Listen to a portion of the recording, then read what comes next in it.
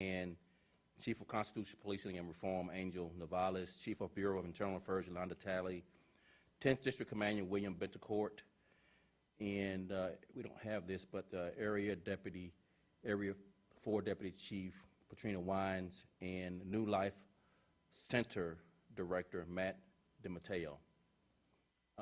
The run of show is, I'll have some opening comments here in a second, then I'll turn it over to Chief of Patrol Brian McDermott for comments. Then we'll have Area 4 Deputy Chief Patrina Wines, and then we'll close out with Chief of Counterterrorism Ernest Cato, and then I'll come back for questions, and so will Chief of Detective Brendan Dinningham be available for questioning. We wanted to talk just a bit about the tragic murder of Melissa Ortega. These last few days have been really, really hard for the family of Melissa, the neighborhood, the Little Village neighborhood, all of the residents, and for the men and women of Chicago Police Department. It's just unspeakable to lose the life of an 8-year-old, a little girl, under these tragic circumstances, or any circumstances for that matter. And we owe it to Melissa and her family and to this city to hold every person involved accountable. And we must seek justice for every Chicagoan living under the threat of gun violence every day. There are just no words when something like this happens, being so senseless and tragic, let alone to our children. But let this be the clarion call to all local, state, and federal legislators to join us in doing everything possible to fight gun violence. We must all, and I must say this again, this is really hard, but we must all rise to this occasion. Over the weekend, Melissa had her entire family stripped away in an instant. But the fact is, we have too many hard days just like this in Chicago. The Chicago Police Department will not stand for it. Our city will not stand for it, and neither will our community. We won't stop working until the Ortega family, this community, and this city see justice. We are working closely with New Life Center Church and the Mexican Consulate to provide resources directly to the family and to the residents in the community. If anyone has any information regarding Melissa's murder, please call our anonymous tip line at 833-408-0069. We'll repeat that one more time. Our tip line phone number is 833-408-0069. Any and all tips leading to either a conviction or an arrest will receive up to a $15,000 reward. We have to work together to make change. Every effort we make today impacts the safety of our city tomorrow. The future of Chicago, the future of every child in Chicago, is the responsibility of every Chicagoan. And with that, I'll turn it over to Chief of Patrol Brian McDermott. He's going to talk a little bit about our plans, our immediate plans in this Little Village community, and then we'll go into more comprehensive plans with the area deputy chief and with the chief of counterterrorism over our gang criminal networks division. Brian? Morning, everybody.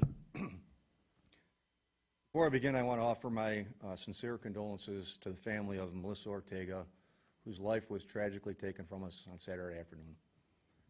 I can only hope that this senseless violence makes everybody as sick to their stomach as I am. I can assure you that all CPD members take this as personally as I do. I can promise you one thing, that the Chicago Police Department will spare no expense and will dedicate every resource necessary to bring to justice these offenders who have no respect for the sanctity of human life. will now speak briefly on the department's plans to address this heinous crime. Immediately following this incident, the department moved additional resources into the area to combat the gang violence, to target the involved gangs, and to help prevent any retaliatory shootings. The department has put together a comprehensive plan that brings together the resources of every bureau in the department, including the Bureau of Patrol, the Bureau of Detectives, the Bureau of Counterterrorism, including gangs, narcotics, troubled buildings, and the Office of Community Policing. Specialized units from across the city will saturate the area in the coming days and weeks to vigorously address the gang conflict that caused Melissa's death. At this time, I ask anyone with information on Melissa's death to contact cpdtip.org or to contact Area 4 detectives. At this time, I'll turn it over to Area 4 Deputy Chief Petrino Wines.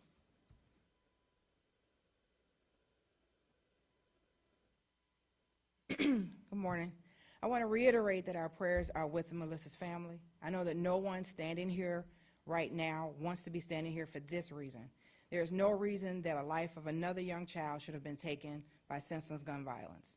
I speak on behalf of the officers of the 10th District, Area 4, and across the city that we are doing everything in our power to prevent another tragedy like this from occurring. As Chief McDermott said, we have additional patrol resources that will be highly visible. We will also continue to work hand in hand with the community to restore a sense of safety to our community. I ask anyone with information about the shooting to please call our anonymous tip line at 833-408-0069 or submit an anonymous tip to cpdtip.com.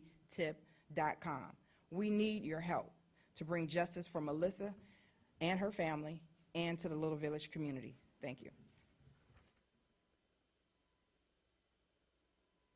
Sorry, Chief Cato from Bureau of Counterterrorism.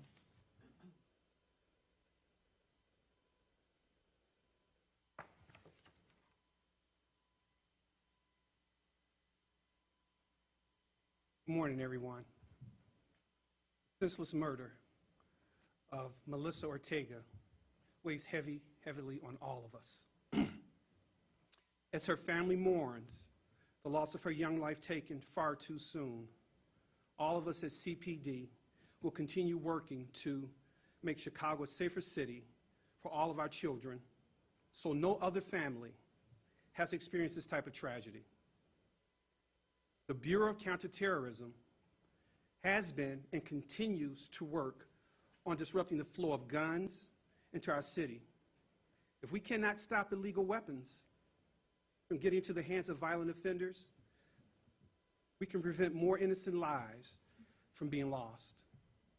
Our Criminal Networks Group is also working around the clock to identify and hold accountable those who are driving violence in our communities. Far too often, gang and narcotics-related crimes translate into violence within our neighborhoods. Far too often, innocent lives are caught in the crossfire. This has to end.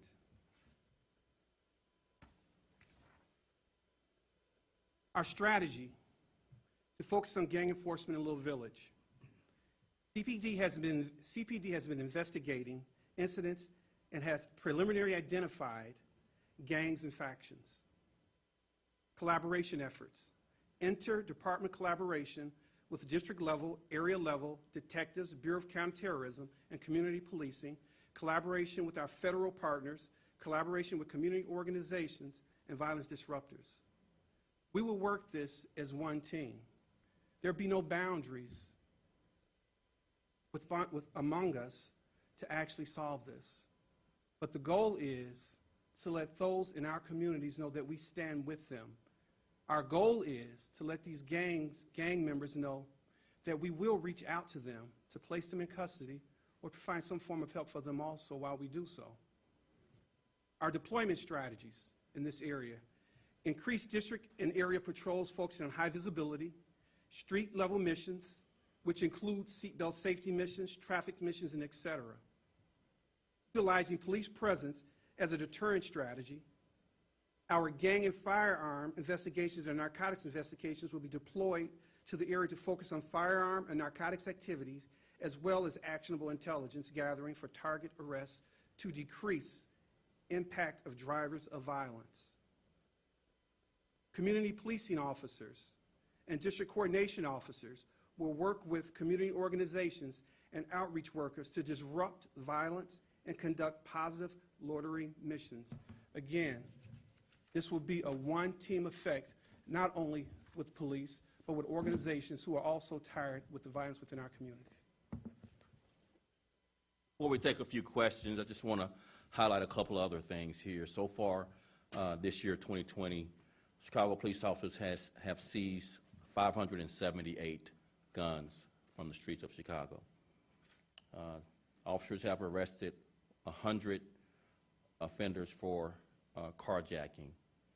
And year-to-date, the gang work group activity has 141 raids, 41 arrests of gang members, over $6 million of U.S. currency seized from gang members, and over 101 guns seized from gang members through 15 different search warrants.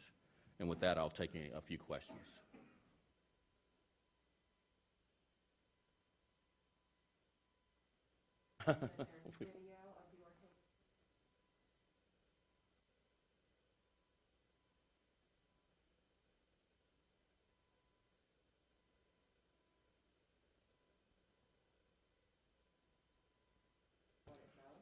The information we have related to this investigation is very delicate right now. We do have people cooperating with us right now, and we do have very strong leads. We don't want to put out any information that would jeopardize bringing this offender to justice as quickly as we can. So we're going to withhold verifying any evidence of this at this point, but we hope to soon come to you with some resolution to this investigation.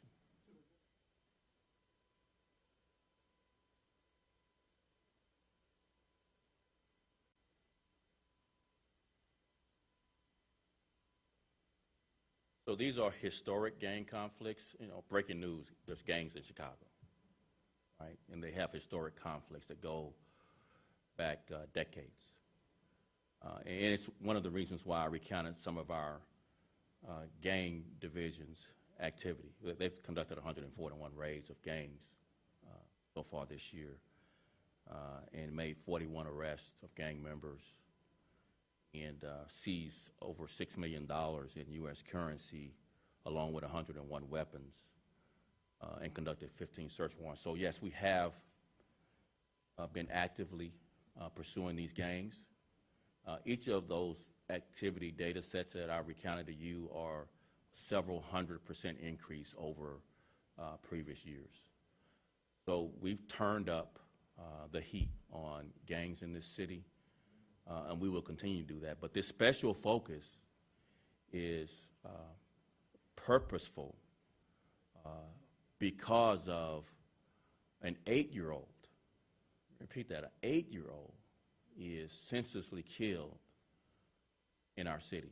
So I think it's quite appropriate that we raise the level of resources, our sense of urgency, to send an even stronger message to gangs, particularly in the Little Village neighborhood, that this behavior will be met with swift justice. It'll be constitutional.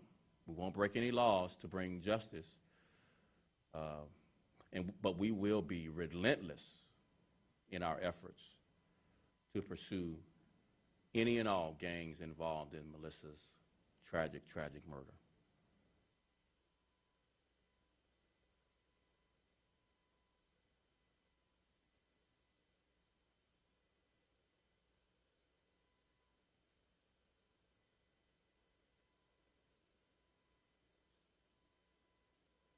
So we support the ordinance to seize funds from these gang members. It's one of the reasons why we've recounted the U.S. currency that we seized.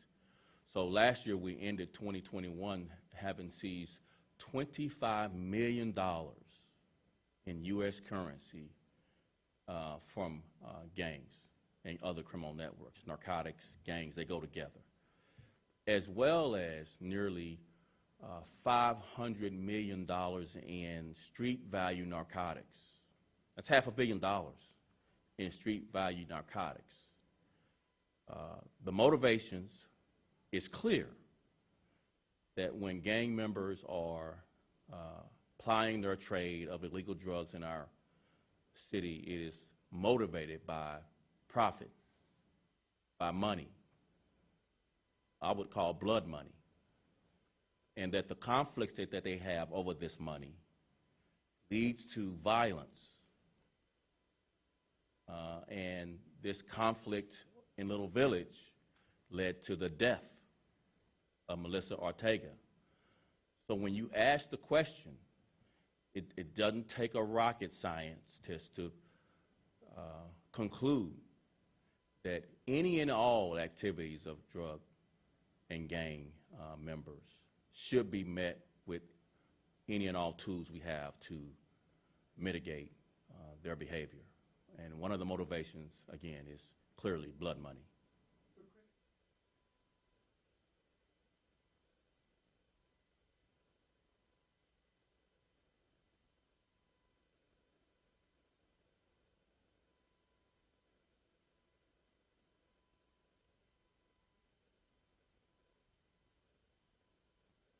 $25 million is not chump change. They're paid by people who do it, and we're not taking down. We're going to hold this person that shot and killed Melissa accountable for murder, but we're not going to ignore the profit motivation of the gang members who make this blood money. Why would you turn a blind eye to this profit? Why would you ignore the root causes of gang conflicts and turn a blind eye and think that, well, they didn't do anything? Well, they're driving the violence through this conflict over the drug money I recounted to you. $25 million so at the end of last year. That's just the tip of the iceberg. They make much more money than that. $6 million so far this year. It's just 3 weeks into the year, and we've already seen $6 million. We're going to not have this endless debate. Critics obviously have their opinions, but you're entitled to your own opinion. You're just not entitled to your own facts. Profit is the motivation for these gangs, and we should use all of the resources possible to go after everything that motivates them to be a member of a gang and to pay people to sell and mete out violence. We should go after everything they have. They have no right to ill-gotten gains. It's illegal. It's illegal to ply this trade, and we're going after it. Thank you all very much. We really appreciate it.